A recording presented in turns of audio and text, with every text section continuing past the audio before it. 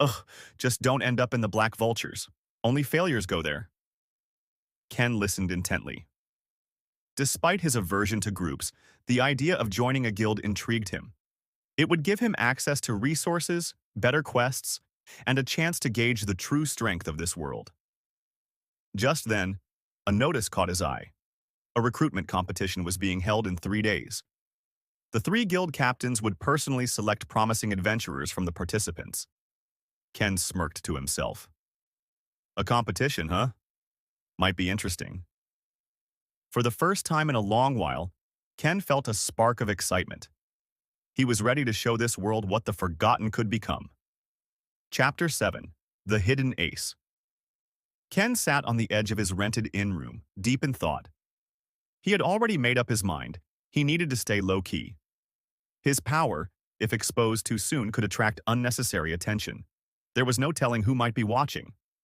He opened his inventory and unequipped his rare gear, swapping it for an old set of armor, scratched and dented, something a rookie adventurer would wear. His weapons, too, were switched to a basic iron sword. Nothing too flashy. This way, no one would suspect his true strength. With his new disguise in place, Ken headed to the Adventurers Guild to officially register for the upcoming competition.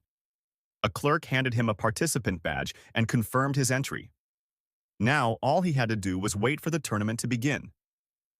Finding a place to stay was easy. Money was no issue. He had made a fortune selling rare items from dungeons. He rented a modest room at a quiet inn, spending the next 3 days observing the city, gathering information, and preparing for the competition. The day of the competition arrived. The Grand Colosseum of Valtheria was packed with over 1,000 spectators, eagerly watching from their seats. More than 100 participants stood in the arena, all determined to prove their worth. Ken took a deep breath. He was excited, but he reminded himself, stay low-key. He couldn't afford to let loose here. A sudden shift in the atmosphere pulled his attention upward. The VIP section above the Colosseum became eerily silent. 3 figures stepped forward, their very presence exuding overwhelming power. The 3 guild captains had arrived. Darius Blackthorn, captain of Crimson Valor, the strongest guild in Valtheria.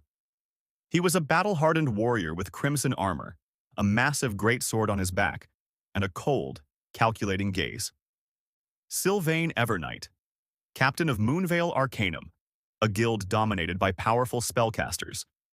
She wore a flowing dark blue robe, her silver eyes glowing with arcane energy, her mere presence commanding absolute respect. Rael Vortega, captain of Iron Fang, the least respected of the 3 guilds, known for recruiting troublemakers and those struggling to control their power. Unlike the other 2 captains, he had a wild, unrestrained aura, his black leather armor tattered, and a mischievous grin on his face. Behind each captain stood their top-ranking members, warriors, assassins, mages, all radiating fierce and unshakable presence. Ken couldn't help but feel amazed.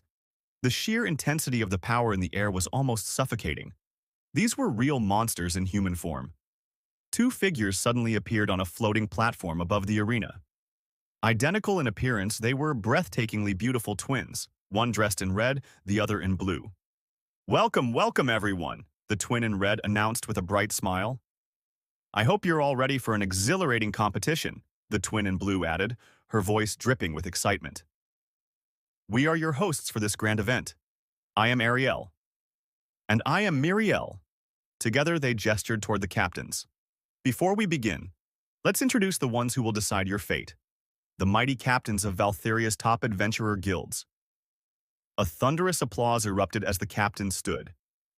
Ken noticed how the 2 noble guilds, Crimson Valor and Moonvale Arcanum, looked down on Iron Fang, their expressions barely hiding their disdain. It seemed the rivalry between the guilds ran deep. Ariel clapped her hands together. "Now, for the first challenge. A true adventurer must be able to survive in the wild, face danger head-on, and claim what is theirs." Miriel smirked. "That's why, for your first trial, you will enter the Howling Dusk Forest, a land filled with deadly monsters."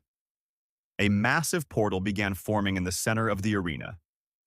Scattered within the forest are 30 golden ores. Only those who obtain one will pass to the next round, Ariel explained. However, Muriel's smirk widened. There are 100 participants and only 30 ores, meaning you may need to fight for them. The audience roared in anticipation, a survival challenge where combat was inevitable. This was going to be intense. Ken kept his expression neutral,